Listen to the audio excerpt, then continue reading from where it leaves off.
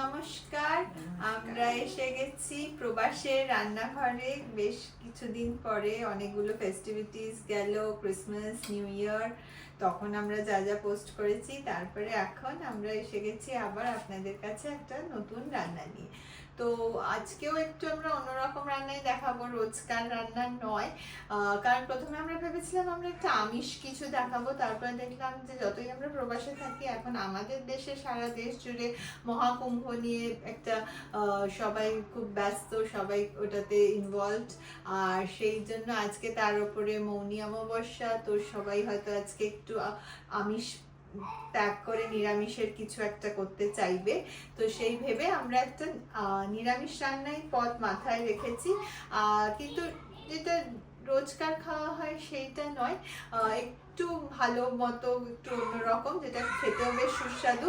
আবার আমাদের সবসময় যেটা আমরা বলে থাকি যে কম জিনিসপত্রের মধ্যে আমাদের কাছে যা আছে তার মধ্যে একটা সুস্বাদু পদ আমরা করে দেখাতে চেষ্টা করছি।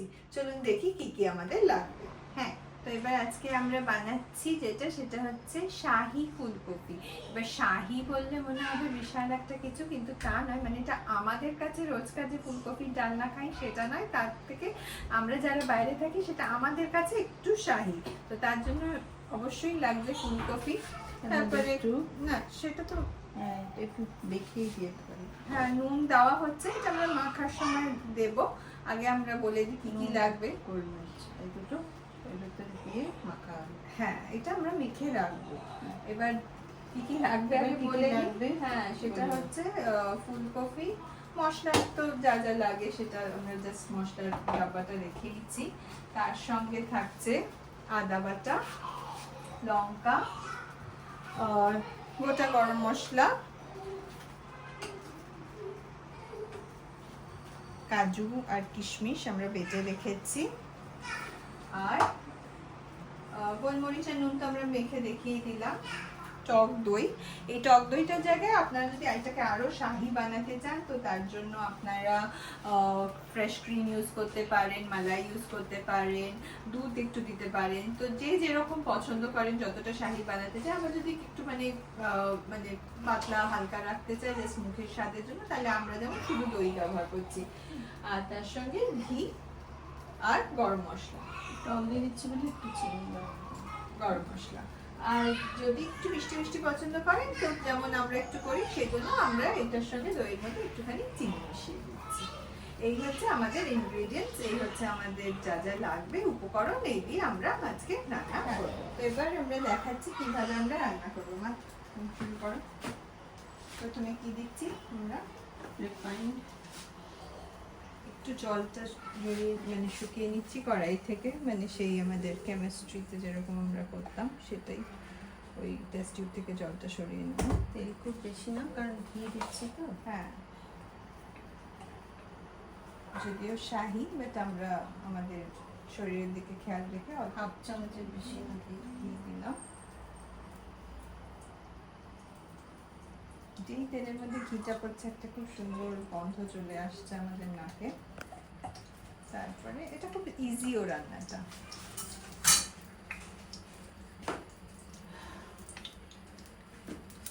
মানে ফোড়নটা দিয়ে দিই। হ্যাঁ, গোটা গরম মশলাগুলো আমরা একে একের মধ্যে দিয়ে দিচ্ছি। একটু চিটবিট করছে, একটু জল রয়ে গেছিল।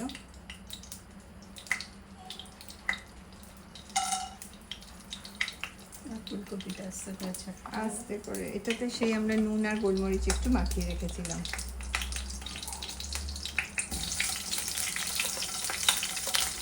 একটু মাখতে থাকতে হবে।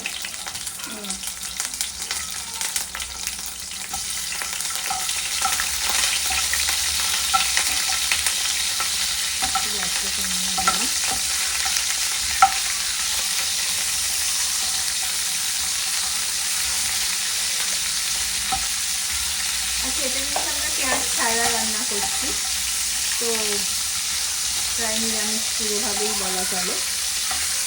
পুরোটাই নিরামিষ, কোনো ব্যাপারই নেই। তো আমরা এটা একেবারেই নিরামিষ করেই রান্না করছি, পেঁয়াজ রসুন কিছুই করছে না। একটু টচ করে নেওয়া আছে, যাতে কাঁচা কাঁচা গন্ধটা চলে যায়। হ্যাঁ, আবার খুব বেশি ভাজারও দরকার নেই। না তাহলে কর্মার হয়ে কর্মার, যাবে। হ্যাঁ, এটা কফি ভাজা বানাচ্ছি না আমরা, তো তারপরে আদা দিই।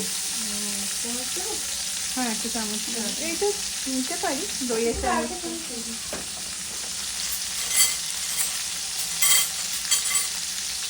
এটা মানে নিরামিষ রান্না তো যে কোনো এতেও করা যেতে পারে আর কি, মানে কোনো নিরামিষের যে কোনো দিন আপনারা মানে কোনো নিরামিষ কাউকে যদি খাওয়াচ্ছেন বা কোনো পুজো বা কিছুতে এটাতেও খাওয়া যেতে পারে।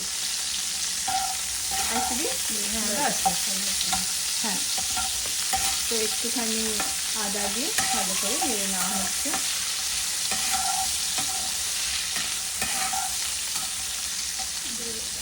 এর মধ্যে আমরা দই দিয়ে দিচ্ছি। এটা হলুদ ছাড়া রান্না। হ্যাঁ এটা সাদা সাদা সাদা সাদা হবে, হলুদ ছাড়া রান্না।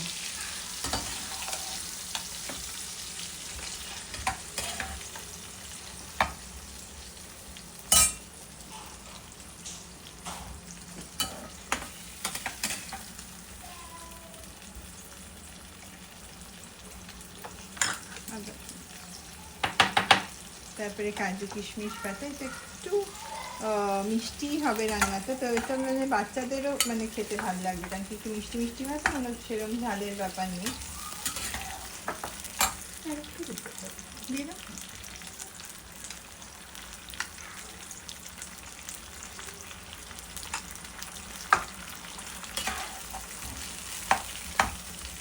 এটা আমাদের তো খুব ভালো লাগে খেতে,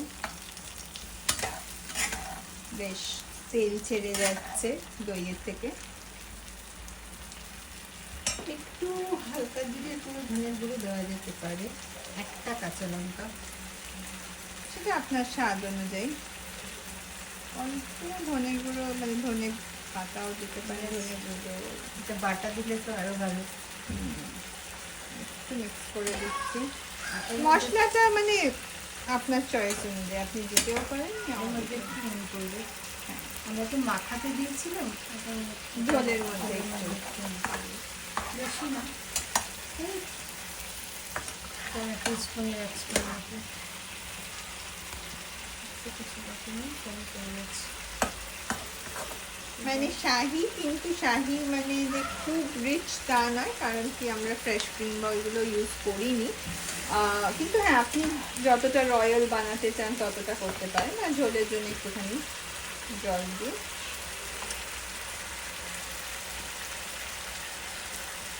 ফুলকপিটা ভালো করে সেদ্ধ হওয়ার জন্য ছেড়ে দিতে হবে, যাতে বেশ ভালো মাখা মাখা হয়ে যায়। দিয়ে সিল করে ঢাকা দিয়ে দিতে হবে।